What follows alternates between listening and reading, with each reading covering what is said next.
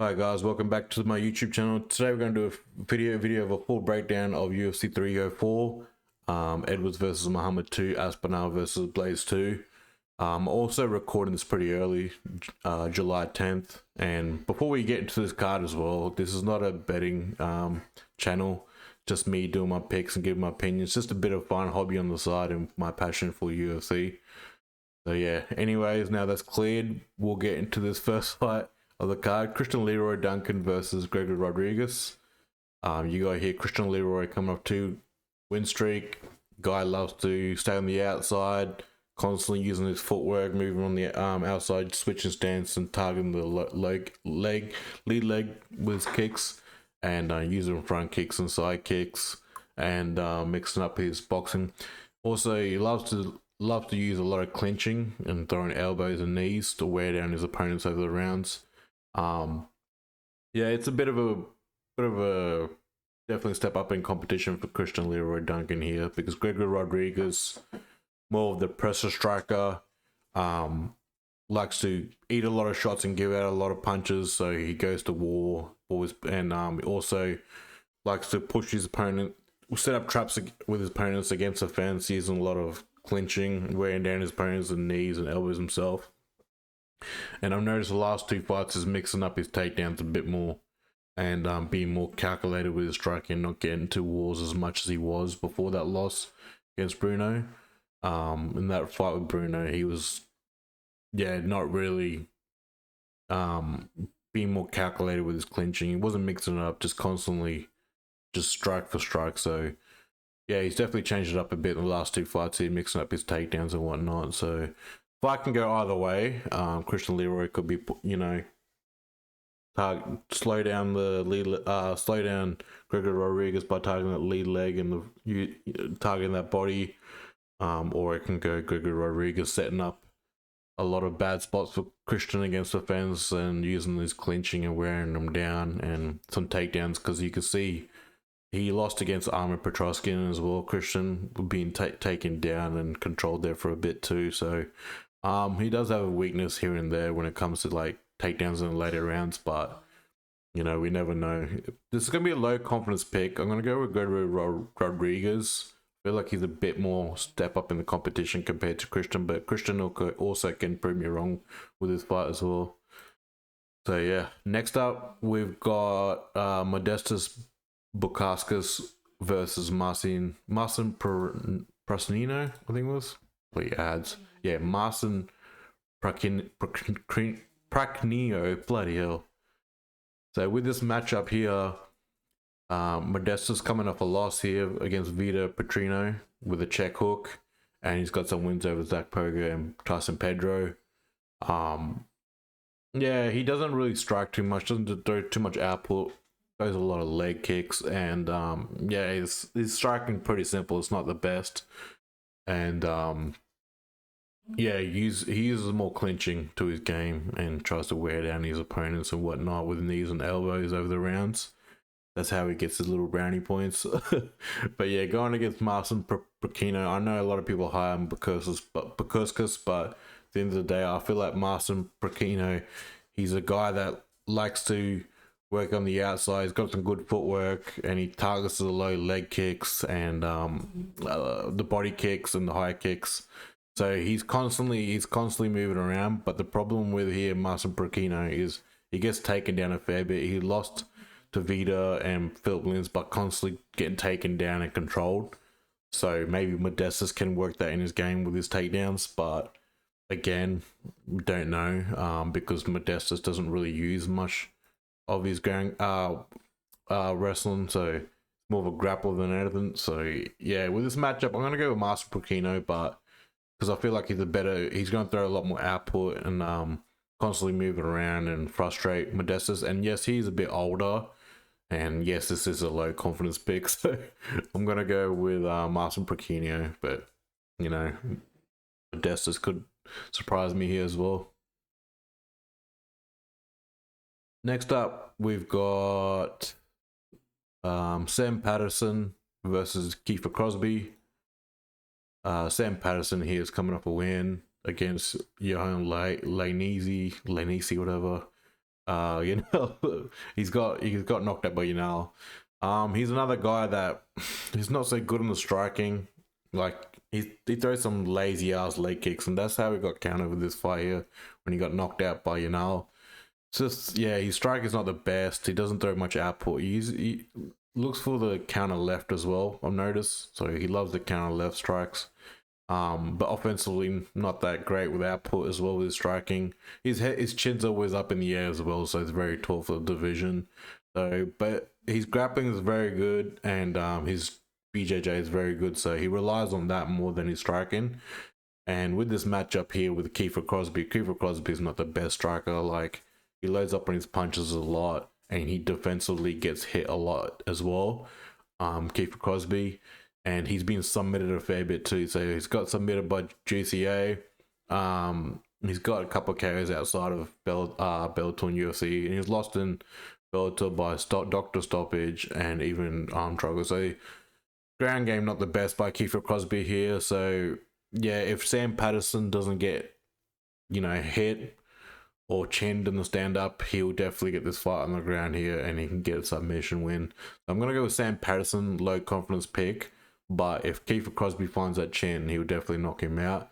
But like, again, Kiefer Crosbie, when it comes to, he loads up on his shots as well a fair bit, and defensively, he's not the best at, on the stand-up there. So yeah, low confidence pick. I'll go Patterson with this one.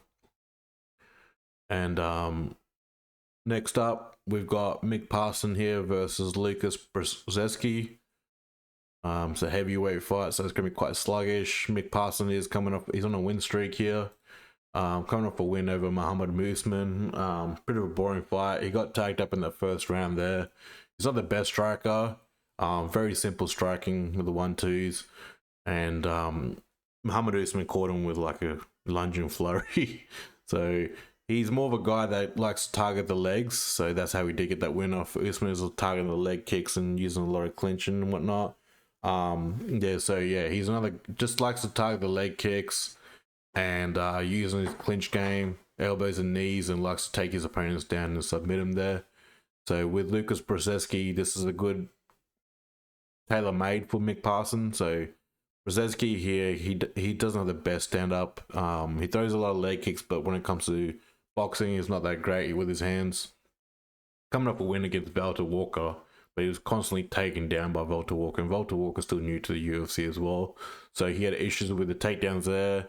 Got knocked out by Costa. Costa had the better hands. Carl Williams is constantly taken down. He was also clinched up a lot and controlled a fair bit by Martin Budo. So he's not the best here, Łukasz Brzeski, with his hands. But with the kicking game, it's pretty decent. But again, both guys aren't the best strikers, but I think Mick Parson's going to pretty much take this fight down and control Brzeski here on the ground, and maybe even, probably won't get a submission, but yeah, I think he will control most of the fight against the cage and on the ground here. So I'm going to go with Mick Parson. Yeah, it's just Brzeski's not that great. So next up, we've got Oban Elliott versus Preston Parsons. Oban Elliott still new to the UFC. He's got a win over Val Woodburn, and coming out of Contender Series win, Cake Burrito. He's a guy who's also not, I wouldn't rate his hands very well, but he's good with his switching stance and throwing a lot of low kicks, and targeted the mid body and side kicks, and he's good with his grappling and takedowns. Very good with his submission offensively. This is going to be a tough matchup for him. He's definitely a smaller guy compared to Preston Parsons. Parsons quite big in this division as well. Short and very stocky. Wouldn't say big for the division, but yeah. Both these guys are pretty big actually for this division. Not for the division, sorry, but yeah, just for short guys. Sorry, should have worded that a bit more better. But yeah, definitely big guys for short and stocky. So he's coming up a win. Preston Parsons against Matthew Semelsberger. He loves to double jab and throwing the right hand a lot, and pushing more of the pace to clinching and a lot of takedowns and using his jiu-jitsu. So he's got some good ground game with submissions there too. So both these guys are very well rounded. I think the more effective puncher here is going to be Preston Parsons, but yeah, when it comes to experience, Preston's passes got it over Oban Elliott. Oban Elliott did get clipped by Val Woodburn in that first fight too, but he did well to recover. So it's going to be a hard matchup for both guys. Yeah, Parsons got lost against Trevin Giles, a split, and knocked out by Rodrigues. But yeah, when it comes to hands, the better hands here has got to be Preston Parsons. But the problem is, Oban's no stationary target, so he's going to be quite hard to hit too when he's constantly moving around on the outside. Both guys going to be very well rounded with their grappling and jiu-jitsu. So low confidence pick here. I'm going to go Oban Elliott, but again, because I think he's going to be more busier guy when it comes to the outside. I think he's going to frustrate Preston Parsons with his striking. But I wouldn't be surprised if Preston Parsons does win this fight. So again, low confidence pick. Next up we got here Caolán Loughran versus Ramon Taveras. And over here is coming up a win against Angel Pacheco, I think it is, and he's got a loss against Taylor Lopez here. He's another guy that loves to strike, but defensively he gets hit a lot, fair bit too. But last fight he was doing a bit better, didn't get hit as much, constantly moving his head, like slipping some punches left and right. Does a lot of good low leg kicks as well to mix up his striking. Loves that right hand too also, and tries to set some traps against the cage with his takedowns and whatnot. So yeah, he's got a very good ground game as well. But going against someone like Ramon Taveras, I think Taveras is going to be that guy. He won't be throwing a lot of output, but he sits back a lot and waiting for the counter left and counter right. So, and when he does land, he puts on a lot of damage on his opponents. As you seen his last fight against Sydney, he did some damage on that, like against him, because Seri was throwing a lot, being more effective. I wouldn't say effective, but he was throwing a lot more. He was winning up on the cards, but he got dropped a fair bit there when every time Ramon Taveras was trying to counter him. So yeah, tomorrow I'm gonna go. Also, Ramon Taveras is good with his takedown defense as well, and he's got some good jiu-jitsu. So yeah, I'm gonna go with Ramon Taveras. I think that Loughran does, when he is going to be the guy that's pushing the pressure, I think he's going to get countered. I think he's going to Taveras is going to find a home with that left hook, just the way he slips, and he could land into a hook there. So yeah, I could see Loughran getting dropped here a couple of times in this fight. A lot of people are going for Loughran, but I don't think he's going to get. I think it's going to be like that Taylor Lapier's fight where he won't be able to get it on the ground. If he does, then obviously he's gotten a lot better since that fight. But yeah, Ramon Taveras is a pick here, low confidence pick. Next up, we've got Molly McCann versus Bruno Brazil. Molly McCann's coming off a win here. Diana Belbita, she was completely outstriking her, took it down, submitted her. I'm like, man, she has some submission losses, but it's against a lot of, you know, high level BJJ girls. Went against Hannah Goldie, Luana Carolina. So yeah, his striking, I do rate her striking. She throws a lot of leg kicks and mixes up the combinations in the pockets. She's definitely going to be the better striker against Bruno Brazil. Bruno Brazil's got type of fighter that likes to target the legs a lot. She's got some decent grappling as well, but even though she got taken down by Luma as well, but Luma, I feel like she's a bit more high level in competition. Yeah, so striking wise, Bruno's not it, but grappling wise, she can have it. But there could be a submission here. But I think Molly McCann, I think it's going to probably be a bit more harder for her to get submitted in this fight. But I'd be very surprised if she does. That just shows that, yeah, she's definitely not it anymore. So yeah, low confidence pick. It's either like she gets submitted or she completely just brutalizes the striking department against Bruno Brazil. So again, I'm gonna go Molly McCann, low confidence pick. If she'll win the striking battle, but she may lose the ground battle. Next up, we've got here Shauna Bannon versus Ravina Oliveira. I think Shauna's, yeah, so Shauna, I think Shauna's loss was against Bruno Brazil, to be honest. And it was, yes. So Shauna Bannon here, not the best strikers, but yeah, she's mixed up his a lot of 1-2s with the body kicks and uses the clinch a fair bit. But again, that was outside the UFC, a lot more low level compared to the UFC. And yeah, last fight she was taken down a fair bit and controlled. But defensively, she did okay to get out of some bad positions as well in her fights when she does get taken down. And I think Ravina Oliveira, she may not be her striking may be not as good as Shauna Bannon here, but she could look for the takedowns here and try to control Bannon. Yeah, it's just both girls at the same level in the UFC at the moment. Like, Ravina Oliveira's lost her last fight as well against Tanira Lisboa. She was getting outstruck a bit and then taken down. She even got her takedowns in, but yeah, that fight was all over the place. And yeah, but she lost by decision. So maybe, yeah, I'd say the grappling and department and the wrestling, I'd go Ravina, but again, she's given up positions as well. So I'd probably say Shauna's probably got, they're probably pretty level, same level striking. So, but I'm gonna go with low confidence pick here with Shauna Bannon. I feel like she maybe does have a little bit of an edge of striking, but you know, both are pretty shit. But defensively, I found like Ravina a lot more better, so I wouldn't be surprised if Ravina Oliveira does get a win here as well. So low confidence pick, yeah, it's not the best of the fights in the card either. So yeah, Shauna Bannon's a pick there. Next up, we've got Nathaniel Wood versus Daniel Pineda. Nathaniel Wood, I feel like he's very small for the weight class, coming off a loss there against Namav. He was taken down and controlled as well, and he was getting set up against the cage there a fair bit. He's got some wins over Andre Philly, Charles Jourdain, and Charles Rosa. Guy loves to stay in the pocket, throwing a lot of leg kicks, targeting that lead leg. Throw a lot of combinations in the pocket, targeting the body and the head. He's not a guy that loves to use his takedowns much. He does get taken down a bit in his fight, and but he does. He's good at getting out of bad spots, so he's pretty hard to submit him as well. So his BJJ is pretty up there. Going against someone like Daniel Pineda, he's a guy that doesn't look too well in his striking. He always looks for his takedowns, and yeah, I definitely rate his BJJ. He's got like 19 submissions on his record, which is insane. But the problem is his coming off a loss against Caceres, he was getting outstruck.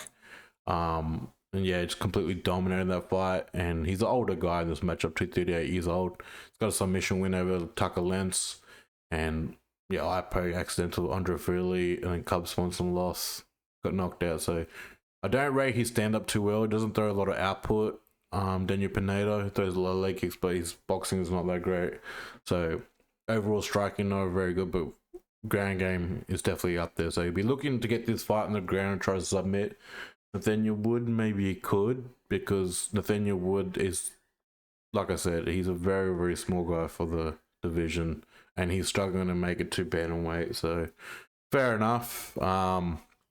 Nathaniel Wood is the pick here, but again, if this fight could go to the ground, maybe Daniel Pineda could have his way with controlling him, being the bigger guy as well. But again, I think Nathaniel Wood should be able to win this battle here. Next up, we've got main card Bobby Green versus Paddy Pimblett. Bobby Green, obviously we know he loves to strike. He's definitely the better. I feel like he's a better striker in this matchup. He did get hit a bit, not a bit, but he got stunned a bit against Jim Miller in the first round. He got tagged pretty well. But he picked Jim Miller apart there on the strike in the last fight, defended his takedowns. Just a complete battering. And Bobby Green loves, like, not, I wouldn't say love, but uses a lot of oblique kicks and a lot of front kicks, and has his hands down, and, you know, fights on both switch stances. There's a lot of jabs and straight hooks, and mixing up his combinations. So we all know Bobby Green for his striking. With this fight here, going against Paddy Pimblett, Paddy Pimblett probably were looking to get this fight on the ground, uses grappling and his jiu-jitsu. I don't rate Paddy Pimblett's striking. He got hit a lot in that Jared Gordon fight too, and he got hit in his debut. Like, he got rocked a bit. He was against Luigi over here. Yeah. He got rocked a bit and knocked him out, and then submitted Jordan Levitt, and then Tony Ferguson fight. just chin up in the air. Just targets the leg kicks more than he's throwing his hands, and it's just a lot of straight 1-2s. Nothing that great with his hands. But yeah, just picked a washed up Tony Ferguson apart and didn't look that great as well. So look, yeah, it's just Bobby Green. Bobby Green's been taken down by Islam and lost by submission. You know, if Paddy could get this fight on the ground, he could maybe submit Green. I feel like he could. That's why he's targeting and going on social media saying that, you know, let's have the battle of the ground game, because he knows that he definitely could have the. Well, I think he does have the upper hand. I think he knows it too by seeing that Islam fight. So he could definitely get the submission in there against Green. But on the stand up here, I think Bobby Green takes it. So I think Bobby Green would do well to pick Paddy apart here on the stand up, and I'm hoping he defends the takedowns. If not, then we are fucked. So yeah, Bobby Green's a pick here, low confidence pick, because if the fight does get to the ground, I feel like Pimblett could take it. Next up here, we got Mokaev versus Manel Kape. Both guys on a win streak, but Mokaev's got a better resume so far than Manel Kape with the win streak here. Mokaev's coming off a win there against Perez. He did good. He did not bad, like with his striking. He was throwing a lot of leg kicks, and you know, he's using his pressure. Doesn't throw his hands as much. Throws a lot of hooks and like tries to like keep his opponents on the back foot and pushed up against the cage to set up his takedowns and his grappling, and uses a lot of clinch. Yeah, it was a good fight, that Perez, to show where Mokaev is at. He definitely can get beaten by his own game. You know, if Muhammad Mokaev does get the fight on the ground against Kape, he could control him and do a lot of ground and pound and submit him. So yeah, he definitely does have the better advantage on the ground game here against Kape. Manel Kape is a guy who loves to throw a lot of leg kicks, body kicks, and he's more of a counter striker, and fights off his switch stance as well. So he works the outside with switch stance, look for counters.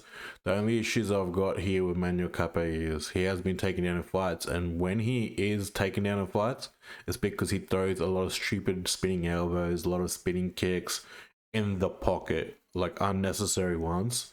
Like they're not even very calculated. So with the Pantoja, he got him down with, you know, Kape doing stupid spinning shit. It was the same with it was Felipe Dos Santos as well. So that's very recent, and that's not a good look as well. So if Manel Kape does shit like that, like, you know, not calculated spinning, you know, elbows or spinning back kicks, if they're not calculated and they're coming off an angle, then Muhammad Mokaev will fucking take him down.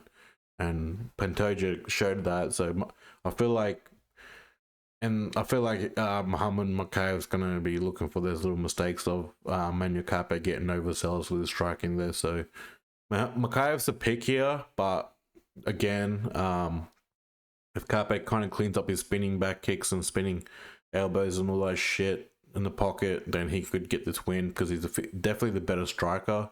It's more so how, it's just I can't go with Kape when he gives away takedowns like that. So I'm gonna go with Mokaev. I think he'll be definitely looking for those takedowns there, and I think he'll set Kape up with there when he's getting overzealous with striking. So I'm gonna go Muhammad Mokaev here. But like I said, I wouldn't be surprised if Kape does clean up his striking and be's more calculated and gets a decision win. But yeah, I can't go with a guy that's constantly doing shit like that. Next up, we've got Arnold Allen versus Giga Chikadze. Arnold Allen here is coming off 2 losses, close loss there against Mazar Evloev. Yeah, it was a good fight, and the last one was Max Holloway. But I definitely rate Arnold Allen here. It's a good striker. He uses a lot of jabs and good footwork, staying on the outside, mix up his low kicks, body kicks, and very good at his counter as well. So he fights off the back foot as well. So, and he mixed up his takedowns, and he's got good jiu-jitsu as well. So, but when it came to obviously Mozavar, he's using his grappling more defensively than anything. But I definitely rate him. He's very well-rounded, and It's just unfortunate he got that loss against Moswell. I feel like he should run that back for the 5-rounder. So yeah, going against someone like Giga, I think he's going to be the better striker than Giga. Not with the kickboxing wise, more for the boxing wise with the hands. Giga got picked apart here against Kater when it comes to striking. If Giga doesn't get the space, then he won't be able to obviously get into the rhythm of his kickboxing. Against Barboza, he was better as well. Cub Swanson, they all gave him space, that's why, and they got countered as well. But look, he's not bad with his hands. It's just that when it comes to guys elite like Allen, and Cater, I don't think Giga's up there. Maybe he improved, who knows. But yeah, you got to win over Caceres, but he got touched up a fair bit by Caceres too with the striking. And he looks like he lost a step there too. So maybe it's a bit of a long layoff there between the Cater fight and bit of ring rust there as well. So that could play a part. He's definitely starting to creep up there. 35 years and got on to 36, so he's starting to get up there. So, but yeah, Arnold Allen's a pick here. I don't think he's going to give Giga the space. I don't think he's going to be able to let him, get into the rhythm and create space for the bodies, for the kickboxing. But yeah, again, could be wrong, you never know. So Arnold Allen's a pick here. It's a low confidence pick because I haven't seen Arnold Allen go against kickboxers. Oh, then again, I have, and it was Max Holloway. So yeah, I'm gonna go Arnold Allen though. I feel like he's a lot more elite than Giga in that matchup. Next up, we've got Tom Aspinall versus Curtis Blaydes. Both guys did fight, but Tom Aspinall got an injury in that fight. So Tom Aspinall's coming off a win. He is very well rounded. Great striking, throws a lot of leg kicks and got good takedown, got good jiu-jitsu, very well rounded, very fast and great footwork for his size in the division. So he's very elite. Did well with Sergey. Yes, he did get touched up, but he did well defensively, getting out of the way of some flurries and when he kicked his leg in, got Sergey off balance and threw that 1-2 and then not finished him off. And but yeah, I rate Tom Aspinall, but yeah, that was a bit of a close fight there where he did get touched up and I was like, oh fuck, everyone was in the same boat. Everyone's like, oh shit, he could get knocked out. So but he did well there, and he's got very fast hands as well, Tom Aspinall. So coming against Curtis Blaydes here, Blaydes got a win over Almeida. That was just shocking by Almeida. He needs to work on his striking and not be so hungry for those takedowns, and I feel like Jalton Almeida should drop down to light heavyweight, to be honest. Yeah, so with Curtis Blaydes here, he's definitely improved with his striking, I feel like it, but he has been knocked out a bit as well. He's definitely improved with his striking, but he can be hesitant as well at times with his hands. But when he's shooting those takedowns, he just gets like, fuck, when it came to like Blaydes and stuff like that, he just gets knocked out. And he looked like a deer in the headlight with Sergey. He was very stationary. That's the only issue I got with Blaydes. He doesn't have the footwork. Yeah, it's just, I think that's what's going to be key here, is footwork he doesn't have. Hand speed, I feel like Tom's got more hand speed. Both got power. But, and Curtis is obviously, I think Curtis does have the upper hand on the wrestling here, but I don't think it's going to be setting it up too well here, and he won't be able to close the distance here compared to Aspinall. So I'm going to go Aspinall here, but again, Curtis may surprise me. He's pulled shit out of the bag in the past, so he's knocked out Chris Daukaus, but Daukaus didn't look great, and Jazino was a boring ass fight, and yeah. So, and got knocked out by Sergey, but Sergey's dangerous, so low confidence pick, but I'm going to go with Tom Aspinall in this fight. Next up, we've got the main event, Leon Edwards versus Belal Muhammad. I know both got people out there don't like Leon Edwards, but Belal Muhammad. But yeah, I find this matchup interesting. Like, Leon's starting to grow on me a little bit. Leon's always been underrated, I feel like. I've been keeping an eye on him since the Cowboy fight. He's a guy that likes to target the legs a lot, low kicks, good body kicks as well when he has a range. Good with his footwork as well, working on the outside. And with that last matchup there against Belal Muhammad, he was pushing the pace. And he was fucking him up. A lot of people thought it was a close fight. It was not a close fight. He was picking Belal apart and even landed a leg kick on him and stunned him a bit. Look, Leon Edwards, I feel like, is the better striker in this matchup. Very good with his hands too. He's a sniper with his hands, throwing straight down the pipe, with his straight shots and his counter lefts, and just very good on his range. His clinch game is good too. He's very effective in wearing his opponents down with knees. He's got that Muay Thai clinch with his knees and his elbows. He's good with his trips too against the cage, against his opponents. So I think the clinch game and the doing the inside trips here against Belal, he's going to have the upper hand. And if this is on range, then he's going to pick Belal apart with the leg kicks too. He may even push the fight like the last time against Belal and won't let Belal dictate the fight. Because Belal, I feel like since that loss, yes, it was an eye poke, but I feel like his striking's got better because like he gets up in your face and throws body kicks and low kicks, mix up high kicks with his boxing as well. So yeah, he won't have the faster hands compared to Leon, but I can see Belal getting countered in this matchup too. So yeah, it's like that Islam fight where Belal gets comfortable in the pocket, mixed with striking, and I can see Leon just disrupting him with clinches and throwing knees and putting him off rhythm. So that could also play a game with Leon too in the pocket, where he would just clinch and just throw some knees and elbows and put Belal off his rhythm when he gets into striking. And he did well against Łukasz too, mixed up his takedowns and whatnot. But yeah, and then knocked out Brady, which is crazy. So his hands are underrated. But I feel like when it comes to footwork, and moving and getting out of and staying in, like when it comes to like accuracy with and whatnot, I think Leon's got it over Belal. But we've seen crazy shit, right? We've seen Sean Strickland outpoint Izzy. So this is, I think that if Belal pulls it off, it's going to be one of those fights where he just shocks everyone. But yeah, I'm going to go with Leon Edwards here, but I wouldn't count Belal out.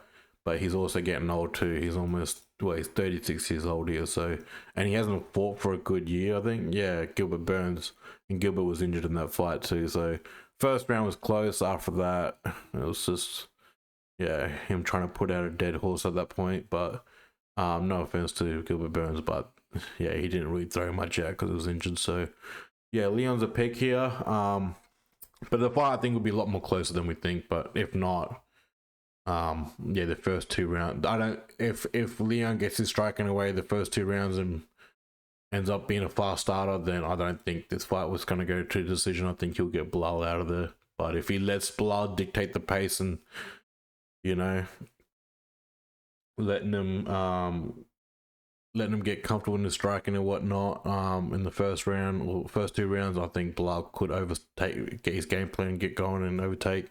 But again, I don't think Leon's going to let him do it. I think Leon's going to pick him apart with his clinch in the pocket and whatnot. But anyways, guys, I hope everyone enjoyed that full breakdown of the card. We'll be back again with Sanhagen versus Uma. I think Uma. Yeah, Uma Nurmagomedov. And these cards will be recorded early because due to me having eye surgery. So yes, I'll be out for a couple of weeks, and if there's any major changes on the cards, on the main card, yeah, then I will put those picks up in the community tab. I won't be recording a video for anything. It's just, yeah, just put up my picks there. So yeah, these videos will be scheduled. So if you guys see anything on the undercard prelims changed, I'm just gonna leave that how it is. You know, it is what it is. So. But yeah, any magic card changes or main event changes, I will put them in the community tab. But anyways, guys, we'll be back with the next video. Hope you guys enjoyed the video. Hit the like, subscribe, and see you then.